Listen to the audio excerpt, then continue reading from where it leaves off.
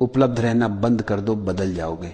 मनुष्य का सबसे बड़ा भ्रम यही है कि जितना वह दूसरों के लिए उपलब्ध रहेगा उतना वह मूल्यवान बन जाएगा। लेकिन सच्चाई यह है कि जितना तुम उपलब्ध रहते हो उतना ही लोग तुम्हें साधन समझने लगते हैं, इंसान नहीं।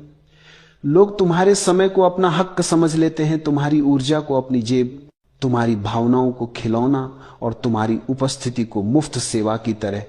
धीरे धीरे तुम खुद को खो देते हो, क्योंकि हर किसी के लिए उपलब्ध रहते रहते तुम खुद के लिए उपलब्ध रहना भूल जाते हो।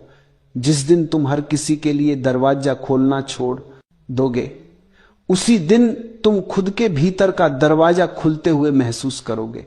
लोग जो हमेशा उपलब्ध रहते हैं वे सबसे ज्यादा थकते हैं, सबसे ज्यादा टूटते हैं और सबसे ज्यादा इस्तेमाल किए जाते हैं। दुनिया कभी किसी को नहीं कहती कि बस तुमने काफी दिया। दुनिया लेने में थकती नहीं, इंसान देने में थक जाता है, क्योंकि दुनिया वही चीज गंभीरता से लेती है जो दुर्लभ हो, जो हर समय उपलब्ध हो। वो धीरे धीरे लोगों की प्राथमिकता से भी हट जाता है। तुम सोचते हो कि उपलब्ध रहकर लोग तुम्हें पसंद करेंगे, लेकिन सच उल्टा है। बहुत ज्यादा उपलब्ध रहो, लोग तुम्हें हल्का समझने लगते हैं।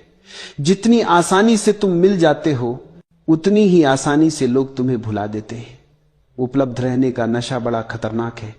स्वीकृति का नशा, जरूरी महसूस होने का नशा, दूसरों को खुश करने का नशा, यह नशा आत्मा को जला देता है। तुम सबके लिए खड़े रहते हो, लेकिन जब तुम्हें सहारे की जरूरत होती है तुम्हारे आसपास कोई नहीं दिखता, क्योंकि दुनिया मान लेती है कि उपलब्ध रहने वाला व्यक्ति खुद संभल जाएगा। और तुम अंदर ही अंदर टूटते रहते हो, क्योंकि तुमने कभी ना कहना सीखा ही नहीं। ना कमजोरी नहीं है, ना सीमा है, ना दीवार है जो तुम्हारी ऊर्जा की रक्षा करती है, ना वह शुद्ध शक्ति है जिससे तुम खुद को वापस पाते हो। जो व्यक्ति ना नहीं कह पाता वह दुनिया का भार उठाते उठाते खुद को भूल जाता है।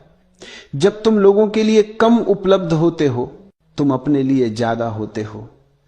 तुम उन लोगों को पहचानने लगते हो जो तुम्हें सिर्फ इस्तेमाल करते थे, और उन लोगों को भी जो सच में तुम्हें समझते हैं। तुम धीरे धीरे महसूस करते हो कि तुम्हारा समय कितना मूल्यवान था, तुम्हारी ऊर्जा कितनी पवित्र थी, और तुम कितने साल उन लोगों पर बर्बाद करते रहे जिन्हें तुम्हारी कदर ही नहीं थी।